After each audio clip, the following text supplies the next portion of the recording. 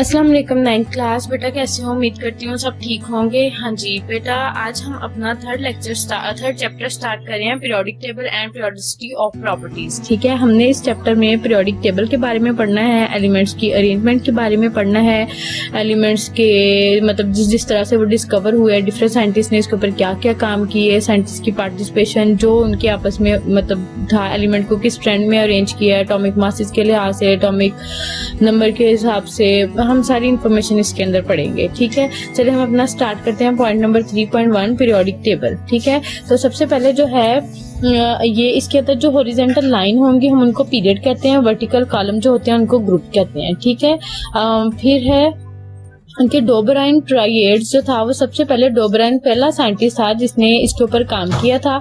इसने अपना एक लॉ प्रोड्यूस किया, मतलब लॉ अपना पेश किया था। उसका मतलब था लॉ, इसका नेम था लॉ ऑफ ट्राइएड्स। इसके अंदर इसने क्या किया था, 63 जो उस टाइम तक एलिमेंट डिस्कवर हो चुके थे, इसने हर एलिमेंट को 3-3 ग्रुप के अंदर अरेंज कर दिया, 3-3 एलिमेंट्स का एक ग्रुप बना दिया। फिर उसने कहा था दरमियान वाला जो ग्रुप है उसका जो एटॉमिक मास है वो सेंटर वाले दरमियान वाले का एटॉमिक मास साइडों वाले दोनों के मासेस की एवरेज होगा। फॉर एग्जांपल ये 3 की पेयरिंग, ये 3 की पेयरिंग, ये 3 की पेयरिंग। देखो जैसे मैं उसने बुक में भी एग्जांपल दिया कि कैल्शियम है, स्ट्रोटिनम है और बेरियम है। कैल्शियम का एटॉमिक मास है 40, बेरियम का एटॉमिक मास है 137। अब जो है 140 और 137 को प्लस करके डिवाइड करें 2 पर तो आता है 88। ठीक है, तो अब स्ट्रोटिनम जो है उसका एटॉमिक मास जो है वो 88 है। दिस सेंट्रल और middle element have atomic masses average of the other 2 element. ये इसका काम था, मतलब इसने लॉ ऑफ ट्राइएड प्रोड्यूस किया, हर एलिमेंट के 3-3 पेयर्स बना दिए। तो उसने कहा जो दरमियान वाला एलिमेंट है उसका एटॉमिक मास अपने पहले और तीसरे वाले के मासेस की एवरेज होगा। ठीक है, पर इसका ड्रॉबैक क्या था, ये नॉट एप्लीकेबल था फॉर आर एलिमेंट्स। सारे एलिमेंट्स के ऊपर ये एप्लीकेबल नहीं था, इसलिए इसको उन्होंने क्रॉस कर दिया, इसके काम को ज्यादा माना नहीं गया। ठीक है, उसके बाद एक और साइंटिस्ट आया था, उसका नाम था न्यूलैंड ऑक्टावेज। ठीक है, उसने क्या किया, न्यूलैंड ऑक्टावेज ने अपना एक लॉ प्रोड्यूस किया। उसके अकॉर्डिंग क्या था कि उसने 63 एलिमेंट्स को अरेंज किया according to their increasing atomic mass. Period elements को पीरियड के अंदर अरेंज किया according to their increasing atomic mass. तो हर 8 वाला जो एलिमेंट आएगा उसकी प्रॉपर्टीज पहले वाले एलिमेंट साथ मिलती जुलती होंगी। फॉर एग्जांपल 1 2 3 4 5 6 7, तो जो 8 वाला एलिमेंट होगा ये यहाँ पर आया, इसकी प्रॉपर्टीज अपने पहले वाले साथ मिलती होंगी। ऐसी अगर हम काउंटिंग यहाँ से स्टार्ट करें 1 2 3 4 5 6 7, तो 8 वाले की प्रॉपर्टीज अपने ऊपर वाले एलिमेंट से मिलती होंगी।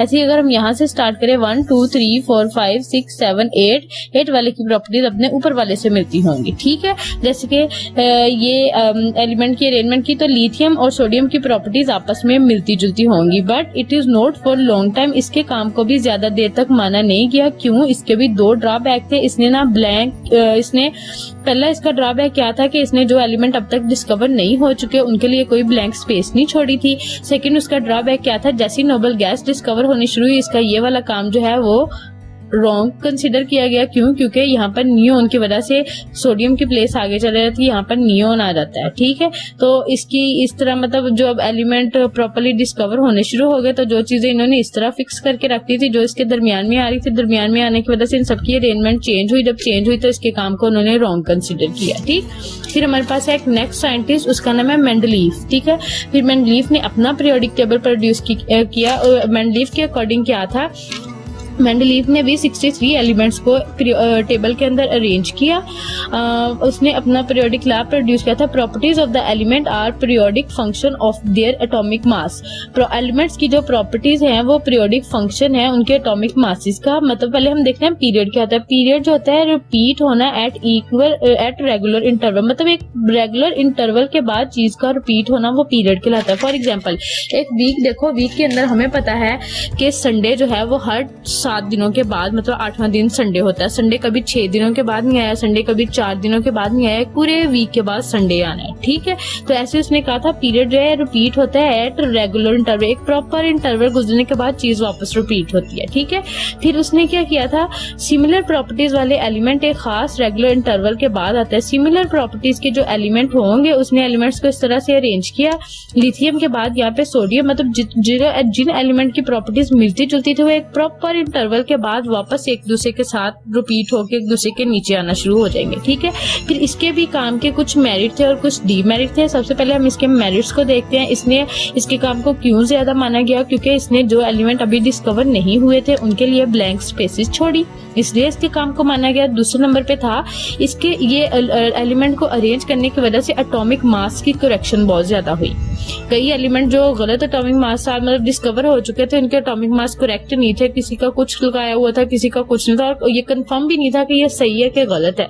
तो ये मेंडलीफ के इस काम की अरेंजमेंट की वजह से एटॉमिक मासेस जो है वो बहुत ज्यादा करेक्ट हुए। फॉर एग्जाम्पल बेरिलियम जो था उसका एटॉमिक मास 13.5 था, तो इसका मतलब था बेरिलियम को कार्बन के बाद आना चाहिए था। क्यों? कार्बन जो था वो ग्रुप नंबर 4 में और कार्बन का जो एटॉमिक मास है वो 12 है, तो बेरिलियम का 13 है, तो इसका मतलब था ना कि कार्बन 12 है, बेरिलियम 13 उससे बड़ा है, तो उसे आगे आना चाहिए। पर बेरिलियम कार्बन के पर फिर भी ग्रुप जो बेरिलियम था उसको ग्रुप नंबर 2 में रखा गया था। ठीक, तो जब इसके एटॉमिक मासेस प्रॉपर डिस्कवर किए गए तो क्या पता चला कि बेरिलियम का 13.5 के बजाय 9.5 जो है वो एटॉमिक मास है, इसलिए इसको ग्रुप नंबर 2 में रखा गया। ठीक है, तो इस तरह ये मेंडलीफ के इस काम की वजह से बेरिलियम का एटॉमिक मास प्रॉपर सही तरह से आइडेंटिफाई हुआ, तो इसको इसकी प्रॉपर एक प्लेस पर प्लेस किया गया। तो हम इसको कह सकते हैं इसका बड़ा हमें जो फायदा हुआ था, हमने एटॉमिक मास की करेक्शन की इसके काम की वजह से। फिर तीसरे नंबर पे इसके इस काम की वजह से क्या हुआ, एलिमेंट्स की प्रॉपर्टीज आइडेंटिफाई हुई कि कौन सा एलिमेंट किस प्रॉपर्टी का हामिल है, किस तरह के उसके अंदर कैरेक्टरिस्टिक्स है, उसको किस जगह पे रखा जाए, कैसी उसकी खुसूसियात है। ठीक, फिर इसके काम के साथ साथ मेरिट होने के साथ साथ इसकी जो है ना वो डीमेरिट्स भी जो है वो कई सामने आए। उसके अंदर क्या चीज है, सिमिलर प्रॉपर्टीज वाले एलिमेंट जो थे वो डिफरेंट ग्रुप में चले गए, डिफरेंट प्रॉपर्टीज वाले एलिमेंट जो थे वो सेम ग्रुप में आ गए। पहला इसका ये ड्रॉबैक था कि सिमिलर प्रॉपर्टीज वाले एलिमेंट डिफरेंट ग्रुप में चले गए, डिफरेंट प्रॉपर्टीज वाले एलिमेंट जो थे वो सेम ग्रुप में आ गए। ठीक है, फिर उसका दूसरा ड्रॉबैक था कि लो एटॉमिक मास वाले एलिमेंट फर्स्ट थे।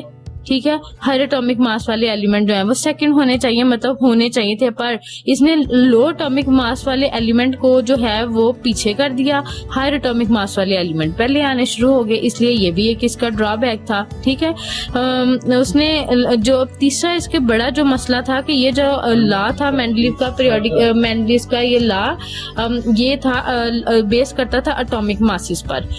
एटॉमिक मास पे बेस करने की वजह से प्रॉब्लम नहीं थी, पर जब हमें पता आइसोटॉप्स डिस्कवर हुए तब यहाँ पर भी प्रॉब्लम आना शुरू होगी। क्यों? क्योंकि कार्बन के 3 आइसोटॉप्स हैं, कार्बन 12, कार्बन 13, कार्बन 14। अब कार्बन 12 को तो 4 ग्रुप में रख दिया, अब कार्बन 13 और 14 को कैसे कहाँ पर प्लेस करना था। ठीक है, तो फिर इनकी प्रॉपर्टीज तो एक जैसी हैं, तो यहाँ पर आके इसके कुछ ड्रॉबैक मिलने शुरू हुए कि इसके काम को जो है ना फिर वहां पर रॉन्ग कंसिडर करना शुरू कर दिया कि अभी भी इसके अंदर कोई प्रॉब्लम है, कुछ चीजें जो है वो मिसिंग है, हम उसको आइडेंटिफाई करें, हम उसको आइडेंटिफाई करने के बाद इन एलिमेंट्स को प्रॉपर्ली फिर से ऑर्गेनाइज करें। ये जब फिर इस तरह से जो है ना इसके काम को भी छोड़ के फिर एक न्यू पीरियोडिक टेबल जो चीजें मिसिंग थी उनको आइडेंटिफाई करने के बाद बनाया गया, वो हम बेटा इंशाल्लाह कल पढ़ेंगे 46 पेज पे। आज हमने 45 और 46 का थोड़ा सा पेज, 45 कंप्लीट और 46 का थोड़ा सा। ठीक है, ये काम किया, आप इसको बुक से भी पढ़ें, ये जो मैंने आपको बताया इससे पढ़ें, बुक से अंडरलाइन करें अपनी जो लॉ पे जहाँ पे लॉ आया वो लॉ को अंडरलाइन कर लें, जहाँ पे इसकी डेफिनेशंस को आ रही हैं वो अंडरलाइन कर लें। आज आपका यही काम है। ठीक है, अल्लाह हाफिज। पढ़ें, अगर ना समझ आई तो मुझसे आप कांटेक्ट करके मुझे पूछ लीजिएगा। अल्लाह हाफिज।